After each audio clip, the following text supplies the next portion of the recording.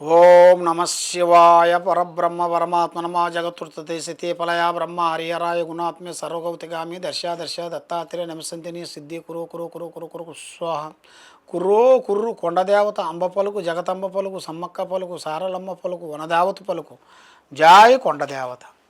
ప్రజలందరికీ నమస్కారము. శ్రీ క్రోధినామ సంవత్సరం 2024 అక్టోబర్ మాస ఫలితాలు ఎలా ఉన్నాయంటే మిథున రాశి ఫలితాలు. ఈ మిథున రాశి వాళ్ళకి అదృష్టము, జీవితము, లలాటకము, యోగము, స్థానబలం. స్థానబలం అనగా ఇల్లు. స్థానబలంలో వీళ్ళకి జాతకంలో అనేది చాలా విధానాలుగా కలిసి వచ్చే యోగము కనబడుతుంది.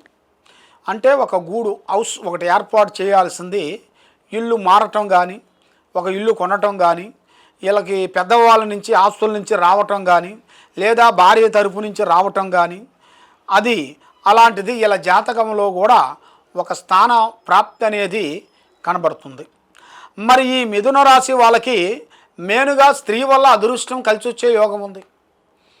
ఒక స్త్రీ వల్ల చాలా వరకు ఎక్కడో ఊహించని అదృష్టం అంటారు కదా, అలాంటిది ఇలా జాతక ఫలితంలో కనబడుతుంది. అది వీళ్ళకి చాలా మంచిదే, చెడేం లేదు.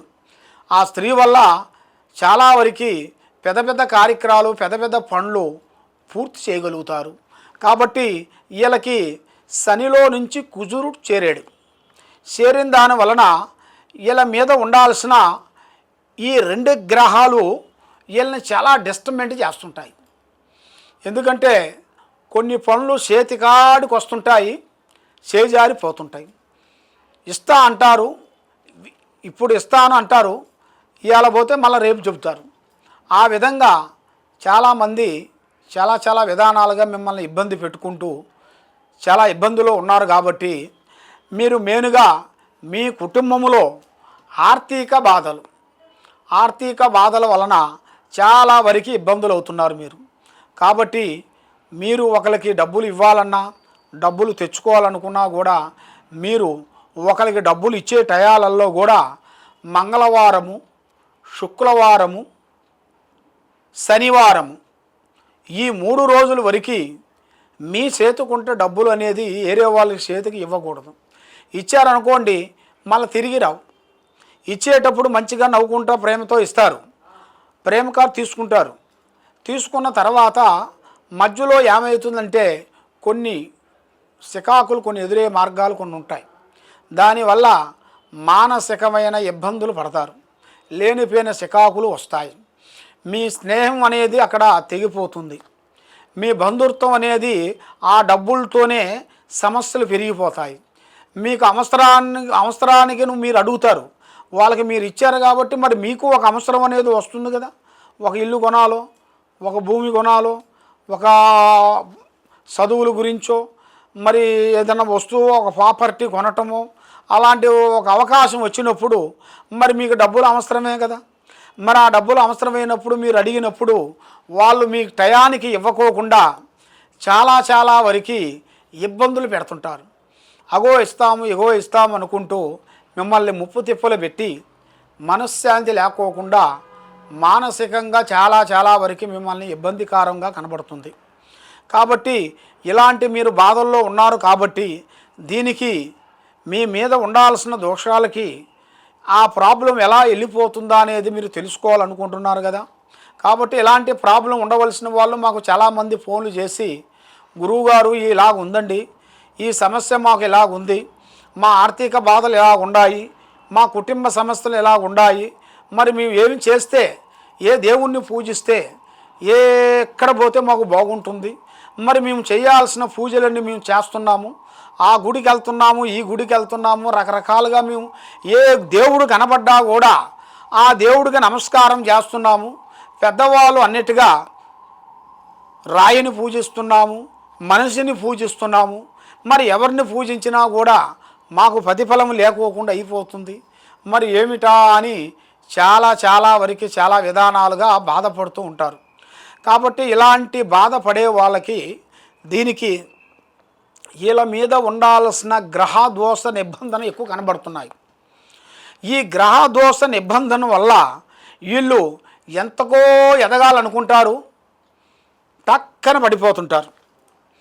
మరి ఇలా మీద నరదిష్టి ప్రభావం 11% కనబడుతుంది. ఆ నరదిష్టి ప్రభావం వలన వీళ్ళు ఏ కార్యక్రమం చేసినా, ఏ పని అనుకున్నా దగ్గరికి రావటం, బ్రేక్ అయిపోవటం ఆ విధంగా జరుగుతుంది. కాబట్టి వీళ్ళ మీద ఉండాల్సిన దోషాలు అనేది తొలగిపోవాలనుకుంటే వీళ్ళకి ఇప్పుడు నూతన పనులు రాబోతున్నాయి. స్త్రీ నుంచి కానీ ఫ్రెండ్స్ నుంచైనా కానీ కొన్ని నూతన పనులు అతి తొందరలోనే అతి వేగంగా పెద్ద స్థాయిలో ఎదగాల్సిన యోగం అనేది ఒక స్త్రీ వల్ల పెద్ద అభివృద్ధి అనేది పొందే యోగం అనేది కనబడుతుంది. కాబట్టి మీరు ఇలాంటి ప్రాబ్లమ్స్ ఉండవలసిన వాళ్ళు మీకు చేయాల్సిన ముఖ్యమైన పారార్థన పూజ దైవ అనుగ్రహం అనేది ఉండాలి. కాబట్టి యత్నం ప్రయత్నమురా అన్నాడు. మన మానవ ప్రయత్నం మనం చేయాలి. కాబట్టి పెద్దవాళ్ళు అన్నిటిగా కష్టే ఫలే అన్నాడు. మనం చేయాల్సిన కష్టాన్ని అనేది మనం పూర్తిగా చేసుకుంటూ పోతేనే మనకు ఆ సుఖం అనేది దక్కుతుంది. కాబట్టి మనకు సుఖం దక్కిందనుకోండి, మళ్ళీ కొన్ని రోజుల్లో కష్టపడాల్సి వస్తుంది. ఫస్ట్ మనకు అనేది సుఖం రాకూడదు. ఫస్ట్ మనకి కష్టం రావాలి. ఆ కష్టం వచ్చినప్పుడే మనకు దాంట్లో ఉన్న బాధ విలువ అనేది మనకు అర్థమవుతుంది. దాని అర్థం కాకోకుండా ఒక బాధ వచ్చిందంటే దాన్ని తట్టుకునే అంత శక్తి మనకి ఆ భగవంతుడు ఇచ్చాడు. ఆ ఇచ్చిన అవకాశాన్ని మనం ఎందుకు అమలు చేసుకోకుండా పోగొట్టుకుంటున్నాం? భయపడుతూ ఎవరో వస్తాడు ఏదో చేస్తాడు అని భయపడి చాలామంది డబ్బులు ఇవ్వాల్సిన వాళ్ళు కూడా మనం కట్టాల్సిన డబ్బులు వాళ్ళు వచ్చి అడుగుతారని మన పేరు బదలమైపోతుందని చాలామంది భయపడుతూ కొన్ని విషయాలు చెప్పుకోలేక, కొన్ని ఈఎంలు కట్టలేక, కొన్ని ఈఎంల్లో కొన్ని ప్రాబ్లమ్స్ వచ్చేసి వాళ్ళు చాలామంది ప్రాణ నష్టాలను కూడా చాలా వరకు చేసుకున్నారు. అలాంటి మనం ఎన్నెన్నో చూస్తూనే ఉన్నాము. కాబట్టి అంత చేయాల్సింది ఏం లేదు. యత్నము ప్రయత్నమురా అన్నాడు. మన మానవ ప్రయత్నం మనం చేయాలి. మన మానవ ప్రయత్నం మనం చేయంది ఏ పని కాదు. కాబట్టి ఆ భగవంతుడు దయ వల్ల మీకు చేయాల్సింది మేనుగా ఆ అమ్మవారు శ్రీ సమ్మక్క సారలమ్మ అమ్మవారు పూజ ప్రారంభం చేయండి. మీరు ఆ అమ్మవారు సమ్మక్క సారక్క అమ్మవారు పారార్థన చేసిన వెడల మీకు అష్ట కష్టాలు దరిద్ర దోష నివారణ తొలగిపోతుంది. మనశ్శాంతి ఉంటుంది, లక్ష్మి నిలబడుతుంది. ఏ కార్యక్రమం మీరు అనుకుంటారో ఆ కార్యక్రమం మీకు విజయవంతం అనేది అవుతుంది. కాబట్టి మీరు ఎక్కడెక్కడో జ్యోతిష్యాలు చెప్పించుకొని పూజా కార్యక్రమాలు చేయించుకొని హోమాలు చేయించుకొని చాలా వరకు మీకు పనులు కాకోకుండా ఇబ్బందులు పడుతున్నారు. కాబట్టి తప్పకుండా ఈ కింద ఉండాల్సిన నెంబర్కి మీరు సంప్రదించినట్టుగైతే మీకు ఎలాంటి దోషాలు కానీ, ఎలాంటి కర్మ దోషాలు కానీ, గ్రహ దోషాలు కానీ, మీ మీద పట్టిన గ్రహాలు కానీ, భూత కర్మ గాలి పిశాసులు కానీ మేము దాన్ని గ్రహించి చూసి ఎలా ఉందో అనేది మేము దాన్ని కనిపెట్టి మీకు అన్ని విషయాలు మేము చూసి చెప్పగలుగుతాము. కాబట్టి ఈ కింద ఉండాల్సిన నెంబర్కి మీరు సంప్రదించండి. సర్వో జనా సుఖినో భవంతు. ఓం నమః శివాయ.